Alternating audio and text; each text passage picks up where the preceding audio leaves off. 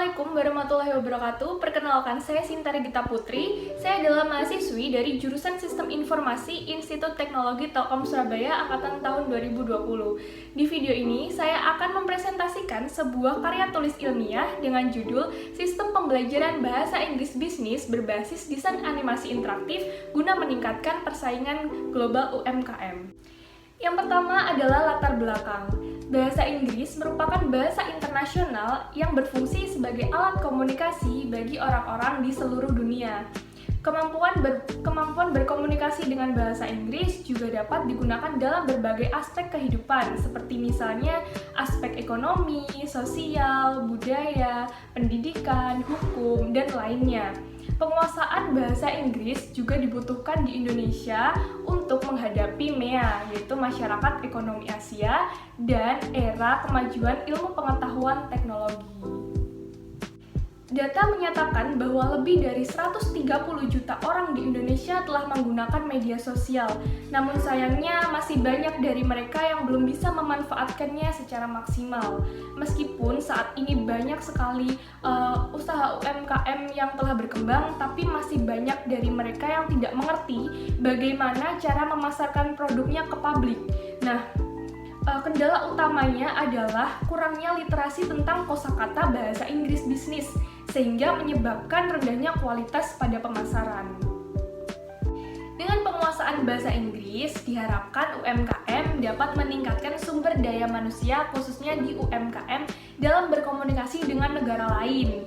Nah, berdasarkan latar belakang di atas, sistem yang paling tepat untuk memberi wawasan kepada pelaku UMKM adalah membuat sistem pembelajaran visual berbasis desain animasi interaktif yang berisi pengenalan bahasa Inggris bisnis, mulai dari kosakata, transaksi penjualan, percakapan bahasa Inggris bisnis melalui email, diskusi penawaran harga dengan negara lain, dan meeting bersama rekan kerja yang berasal dari negara lain.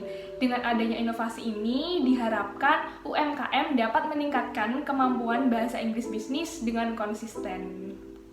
Berikut ini adalah rumusan masalahnya, yaitu bagaimana implementasi sistem pembelajaran visual bahasa Inggris berbasis desain animasi interaktif pada UMKM.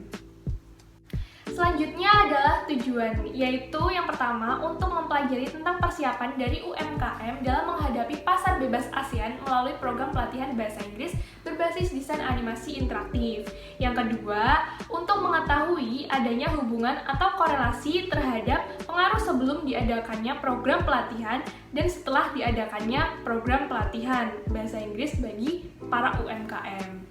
Nah, yang terakhir yaitu untuk mengetahui pengaruh korelasi terhadap hasil yang dilakukan oleh para UMKM sebelum dan sesudah mengikuti pelatihan bahasa Inggris berbasis desain animasi interaktif. Berikutnya adalah manfaat. Nah, manfaat yang pertama adalah untuk mengetahui hasil penelitian terhadap kegiatan ekonomi yang dilaksanakan oleh para pengusaha mikro kecil, menengah, atau UMKM. Nah, yang kedua adalah untuk mengetahui seberapa besar pengaruh pelatihan bahasa Inggris berbasis desain animasi yang dilaksanakan sebelum dan sesudah mengikuti pelatihan bagi para UMKM. Dan yang terakhir adalah untuk mengetahui seberapa besar efektivitas yang dilaksanakan melalui kegiatan pelatihan bahasa Inggris bagi para UMKM. Nah, di sini saya tampilkan sebuah konsep metode pengembangan. Yang pertama adalah permasalahan UMKM, di mana kita harus tahu dulu permasalahan UMKM-nya, kemudian kita analisa. Nah, kita analisa kebutuhan sistem pembelajarannya. Nah, setelah itu kita buat sebuah sistem pembelajaran bahasa Inggris. Kemudian kita inovasi dengan animasi interaktif, dan kemudian kita harus ketahui dulu kode generation-nya, kemudian kita testing ke UMKM, dan yang terakhir kita implementasikan sistem pembelajaran bahasa Inggris berbasis desain animasi interaktifnya. Selanjutnya, kita masuk pada bagian teori. Teori pertama yang akan saya jelaskan yaitu pengertian dari sebuah pelatihan. Pada umumnya, setiap UMKM sering terjadi suatu kesenjangan antara kebutuhan akan promosi tenaga kerja yang diharapkan oleh UMKM dengan kemampuan tenaga kerja dalam respon kebutuhan.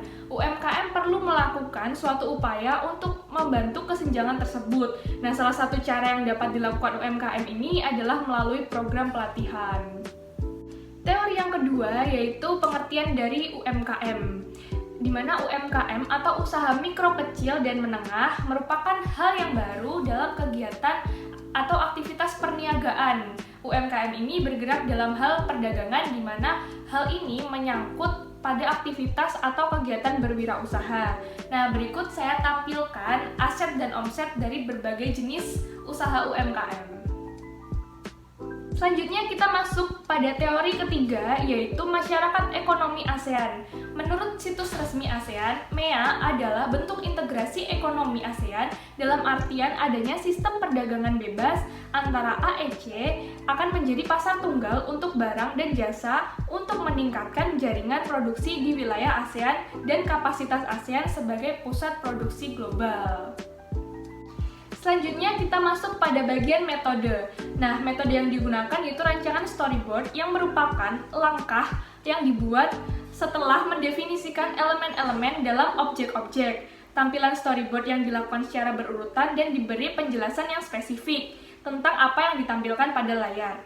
Perancangan storyboard berisi tentang pembahasan mengenai buy and sell, conversation, dan business correspondent atau business email dari animasi interaktif yang dijelaskan dengan menggunakan media tulisan atau gambar.